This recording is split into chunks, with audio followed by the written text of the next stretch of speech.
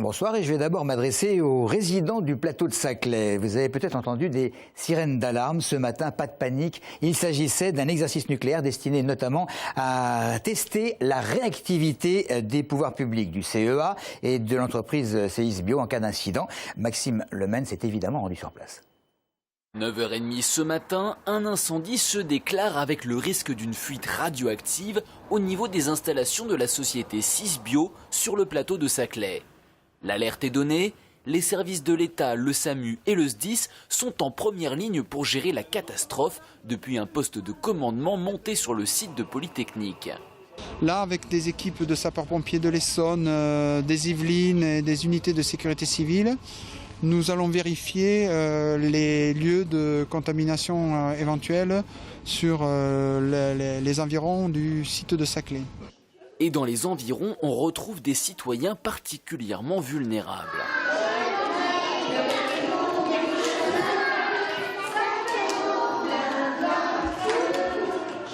Pastilles d'iode, eau minérale et scotch, nous sommes à l'école maternelle Jean de La Fontaine à Villiers-le-Bacle, où le personnel a activé le plan particulier de mise en sûreté dès les premières secondes de l'alerte.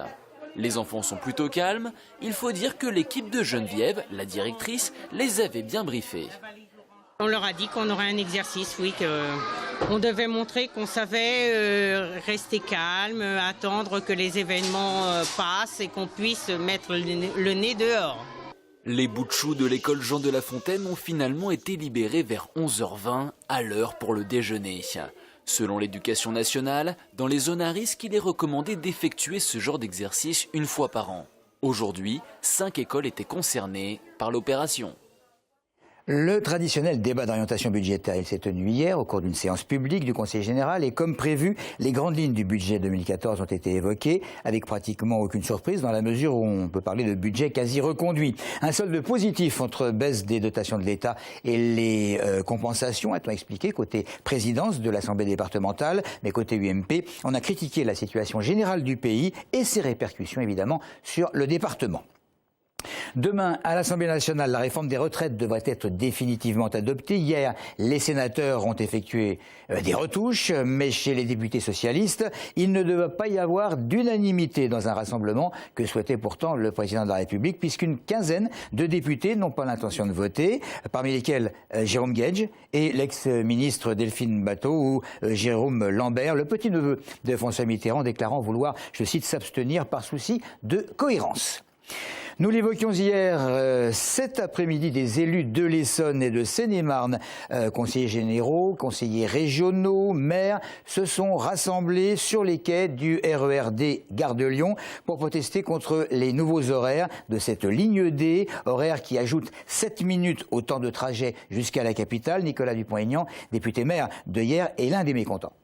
Il y a qu'à voir les usagers, les connaître, pour savoir qu'ils n'en peuvent plus.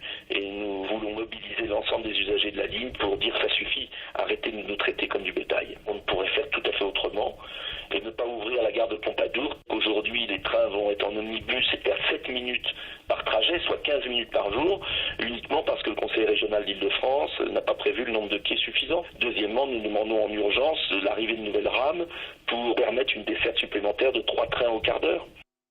Réaction recueillie par Lucie Mizy. Expliquer à des lycéens la vie en entreprise. La CCI, la Chambre de commerce et d'industrie de l'Essonne s'y emploie et a l'habitude d'organiser des rencontres entre patrons et jeunes gens pour présenter le quotidien et la réalité de la vie des dirigeants. Toutes les questions peuvent être abordées, l'organisation, les responsabilités, les salaires. Et aujourd'hui, la passerelle entre le monde scolaire et celui de l'entreprise avait été posée, comme vous l'avez constaté, au lycée professionnel Robert Doisneau de Corbeil.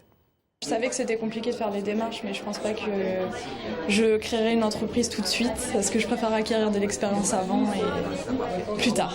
Je pensais pas, parce qu'il ne faut pas s'engager maintenant, vu qu'on n'a pas trop d'expérience, on aura juste qu'un BTS et il faut attendre plusieurs années. Nous, ce que nous voulions à la CCI, c'est mettre un focus, particulièrement aujourd'hui, sur une initiative qui est prise par la CCI depuis maintenant plus de 9 ans et que nous réalisons très régulièrement au cours de l'année, c'est d'aller à la rencontre des collégiens, des lycéens, des étudiants pour pour leur parler un petit peu de ce que c'est qu'être chef d'entreprise, ce que c'est aussi qu'une entreprise quelquefois, et aussi ce que c'est que l'envie d'entreprendre. Et là, vu les questions que l'on a eues aujourd'hui, on sent bien qu'il y a des désirs d'entreprendre. Les femmes gagnent du terrain dans les professions de droit, la médecine, de la banque, à moins qu'on ne leur barre le passage. Une femme sur deux travaille dans la santé, l'éducation ou le social. C'est l'un des constats établis lors d'une récente étude du ministère du Travail. Est-ce que le sexisme court toujours? Réponse. Non, je n'ai jamais connu d'acte de sexisme autour de moi. Je vois pas où on pourrait aujourd'hui en trouver. Avec l'évolution des sociétés modernes, c'est plus trop présent maintenant, quoi. Au cours de mon expérience, non, je n'ai jamais connu d'acte sexiste. J'ai l'impression qu'en tout cas, il y en a beaucoup moins qu'avant. Enfin, que c'est beaucoup moins grave, que les femmes ont un peu plus droit au respect. Les femmes sont capables d'effectuer les mêmes rôles que les hommes. D'ailleurs, elles pratiquent tous les sports que les hommes pratiquent, et même des sports que les femmes ont pratiqués avant les hommes. C'est vrai que dans la société actuelle, pour un niveau de compétence égale, on va surtout privilégier les hommes par rapport aux femmes. Je trouve ça un peu stupide.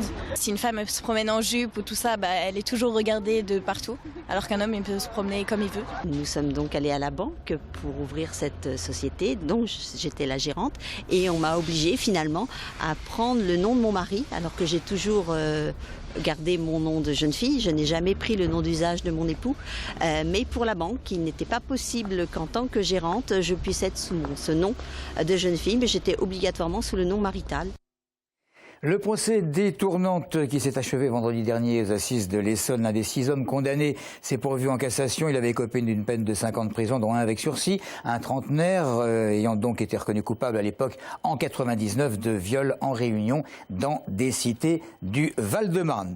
Et puis, sachez que ce soir à 20h, rue François Mitterrand à Longjumeau, l'association des idées et des actes organise un café-débat autour des rythmes scolaires. Et l'un des principaux intervenants sera Christian Schott, le maire de Janvry, grande figure d'opposition à cette réforme. Voilà, c'est tout pour l'info. Merci de nous avoir suivis.